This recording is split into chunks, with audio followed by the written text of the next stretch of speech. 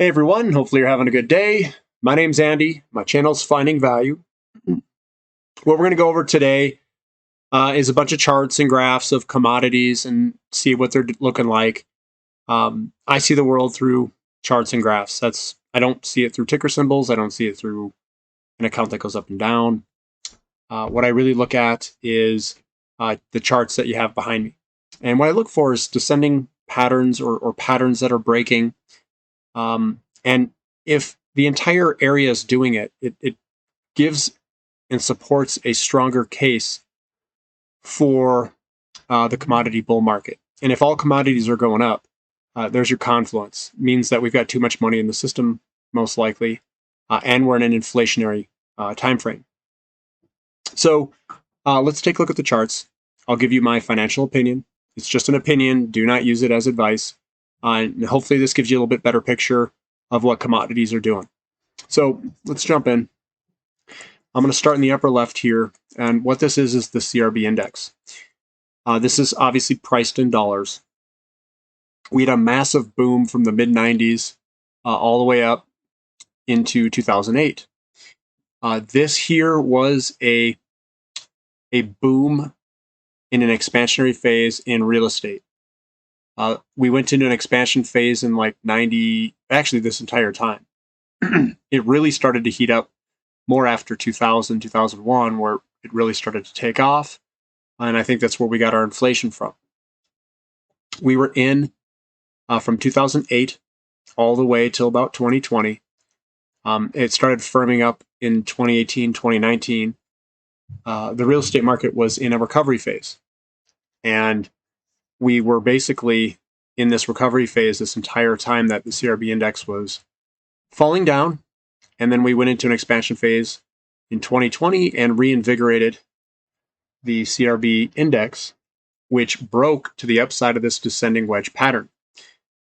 Descending wedge patterns, they'll break to the upside. The calculated move is this distance here. And then you just plop it right on top, and it's probably somewhere in the 350, 375 range if you were to plop it on and put it right to the breakout. Looking at the CRB Index priced in stocks or the S&P 500, you can see that we've bottomed in May 2020. We've come back up, and we just put in a huge pattern where the CRB Index could outperform stocks at any second. We're right at the top of this pattern trying to break out. And once this breaks, it means that more money is going to be flowing into commodities than the S&P 500. You're seeing an outperformance of commodities. And I think eventually when interest rates get high enough, that money is going to start to rotate into commodities and precious metals. Here's a longer term viewpoint of the CRB to S&P 500. Here's the downtrend line. We broke the downtrend line and we're chilling out right here. And that's what this is trying to break. That's zoomed in on it. We are at very, very low valuations. Last 2008, we got all the way up to maybe 0.38, 0.4. We're at 0.05. So what that means is you could double to get to 0.1, you could double to get 0.2, and then you could double again to get 0.4. So we're a doubling, another doubling, and another doubling. 2, 4, 8. This could go up 8 times to be where it was in 2008 for that ratio. Looking at some of the commodities, it's the CRB. Crude oil looks very similar to the CRB Index. We were going sideways for a while, broke out in 2004 to 2008. Now we've got a massive pattern that's developing, and we broke to the upside of this pattern. And what you notice, if you look across at the 73.09, we're right at the last resistance areas of this oil. Well, I should say major resistance. There's one here, there's a couple of bounces here, a couple of bounces here, and we've hit it again and kind of came back, and we're trying to break through it. We break through it, I think we're going to see a big move in crude oil. So I'm heavily invested in this area. I also think it's of good value. Copper, I'm just kind of looking at where we are. We're trying to break through and make all-time highs. Sometimes they hit the highs, they get sold off, they come back and they put in like a handle pattern, and then they take off and kill it. This one you can see it kind of broke here, created a little handle here, and then took off. So I expect this to break and make a large move higher over time. Iron ore's gotten hit pretty hard. If you draw kind of a line through here, we're kind of back testing that. And this I think will turn with time. Just give it some time. And you'll probably see a large move on up with iron ore with time. Lumber did the same thing. It kind of broke through this sticky resistance area at just above $400. It broke out, and then we came back and doing kind of like a retest, back test. And I think you're going to see it turn and move on higher over the short term and long term.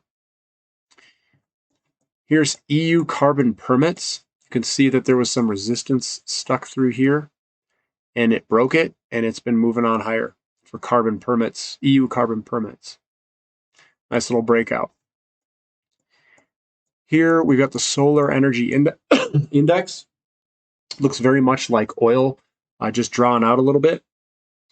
I think if we break this kind of area in here, that's a little bit above it, I think it's going to be go time. So if we close at like 450 or above in this solar energy index, we're at 418, so it's not too far ahead of us. I think we could see some party times ahead of us because it's going to be a big move to the upside if we break it. Coal looks absolutely fantastic. It's up, a huge amount from 2020 all the way into 2021. It's just been skyrocketing higher. Natural gas has been short. LNG has been rocketing, and coal is an alternative. And people have been hitting that coal button, trying to get the alternative, and it's just been rocketing higher. So that's been good. And I don't know if I'd chase it now, but it's been pretty good. Now nickel looks really good. It seems like we had this nice pullback. It kind of came to a point, this point right here. And then we've been charging higher, almost like uranium has. And I feel like this thing's ready to break it at some point once we get past these sticky points all through here. Tin is looking fantastic. We've been moving higher here. We had a nice, huge consolidation phase for the recovery phase of real estate. We go back into an expansionary phase, and it's like, see ya, wouldn't want to be ya. It broke out of this little guy here. I did a little back test, a little retest, back test almost, and then we're heading higher again. So that looks fantastic and looks super strong. Now, looking at some of these, and I'm doing a little bit different approach here. See if I can get some of these. So looking at the industrial uses, this is coal, bitumen, aluminum, tin, zinc, and I'm looking at year to date really is what I'm focusing on. Palladium's down. Palladium, and you've heard me say this before on the channel, that this one kind of trades different than everything else. I think that's going to be the case, and iron ore's had a rough time. But everything else is up quite substantially. Molybdenum, 100% almost. Coal's been on a tear at 131%. Looking at tin, that's way up, 79%. Cobalt's been on top of it. Looking at some of these other ones, they all look very strong. And it looks like all the commodities from an industrial perspective are pretty strong. Now, energy, looking at energy here, and we got the metals below it. Energy's been on a tear. Crude oil, 51%. Natural gas, 100%. Gasoline, 53%. All these energy, propane's almost 100%. Uranium, 56%. This is crazy on the energy side. You can see on a weekly basis that almost anyone you use, they're doing pretty well. The metals have been kind of the laggards or the underperformers. We've got iron ore down 33%, platinum down 8%, gold down almost 8%, and silver down 14%. Copper's hanging in there at 20%. Steel's done well, and lithium 229%. Wow, that's probably one of the top performers. So I would say, of all of these, I would actually be looking at gold, silver, iron ore, and platinum to invest in because they're down, and people aren't really positive on them. I do know that energy, I think, could heat up even more and really start to push if we get a breakout. But the metals, this is what I'm looking at right now and trying to add in probably. Overall, looking at the CRB index up 33%, the LME index is 27, the S&P is 35%, EU carbon permits is at 85%. Solar's been down, and you know that I'm kind of looking at solar for some potential investments. It is up on a monthly basis, and a percent on a weekly basis is kind of flat. So I'm looking to see if this can turn and move on higher. Wind is the same as solar, basically. It's in the same camp. And then we got nuclear energy for this. But the things that really get, catch my attention is this sector over here because we're in the red. And I like to invest when things are down. I don't like chasing things. So as weird as it is, I mean, I'm kind of waiting to see what these gold, silver, platinum, what they're going to do, and if they're going to pull back quite substantially. If they pull back substantially, I'm going to be sprinkle master, and I'm going to start sprinkling money into them because they do incredibly well during bull markets, commodity bull markets. They do incredibly well. They're usually lagged a little bit, and maybe that's something I can look into. Try to get some graphs up here of how these things performed last bull market to see what kind of went first. If they're kind of a beginning, a middle, or an end performer. I think energy is kind of more in the middle, and I think that's where we're at in this commodity bull market is the beginning. We're at the beginning, and I think energy is going to perform very well in the middle of the bull market, and I think we're coming in to the beginning to middle portion of it.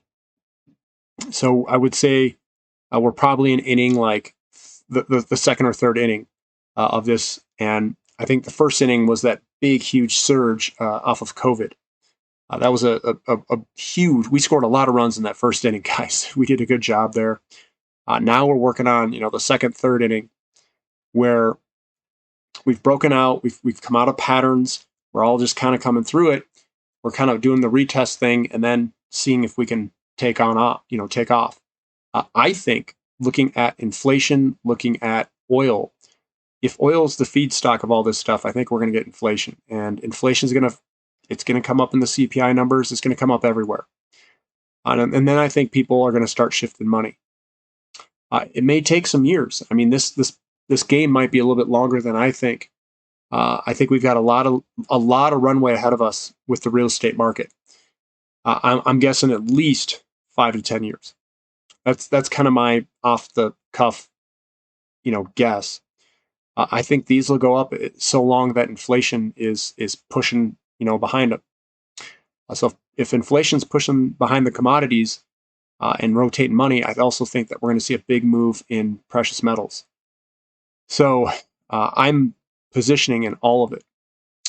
My favorites, platinum and silver for physical metals. Gold is still good. If you guys like gold, then it's a monetary metal. It's going to do very well, I think. Energy is a huge one that I really like, specifically uranium, oil, natural gas, and you know what? I was wrong on coal. I should have got into coal when I saw it. I would have been up a lot, just like my oil stocks. But the money really went into energy either way. I was debating between coal, natural gas, oil, which is kind of the same, and uranium. Now, the metals, like base metals, I like tin, copper. You can look over here. Tin and copper are two that I really like. I bet you cobalt's going to do very well. And those, I like nickel. No, I think nickel will do very well. And then the rare earth metals, I think, will do well as well. And then overall, I think the CRB Index is going to do quite well. So those are kind of my favorites. You guys can do whatever you want with it, with that information. But I've got a portfolio. I've got a whole bunch of portfolios. On the precious metals and base metals side, I've focused more on the royalty companies. So I've got like a big royalty stake. I've got diversified mining companies that pay big dividends. I have a big stake there. Those are kind of my lower risk. We'll call it whatever you want to call it, lower risk plays. The diversified miners are like VALE, RIO, BHP, SOUHY, NILSY, which is Norilsk Nickel, ANGPY. And it's some of those type of companies. They've got diversified mining, platinum group metals, copper, nickel, iron ore. They've got all sorts of stuff. They even have uranium, some of them. There is one, Siboney Stillwater. It looks like a lot of people like that one. That might be one to look into as well for a good pick. They do have uranium and a bunch of PGMs and some other stuff. Well-diversified mining company. For energy, I kind of like the small to mid-cap type oil companies. So I focus there. SM Energy, CDEV, Recaf is an exploration company, RECAF. TTI is an energy service company, and RIG. I own a bunch of smaller oil companies as well, like FANG, MCF, CWEGF, BIREF, GTE, TELL, and there's a whole bunch more, ATHOF, just to get you guys some ticker symbols. And you guys can look into it if you want to. And then for the royalty companies, some of the ones, I do some of the smaller royalty companies. I do have some of the larger ones. Everyone knows the larger ones like Franco-Nevada, Wheaton Precious Metals, Royal Gold, Osisko Royalties. But I do have some small ones too, like Teuton Resources, TEUTF. I own Gold Royalty, which was Ely Gold, so it's GROY.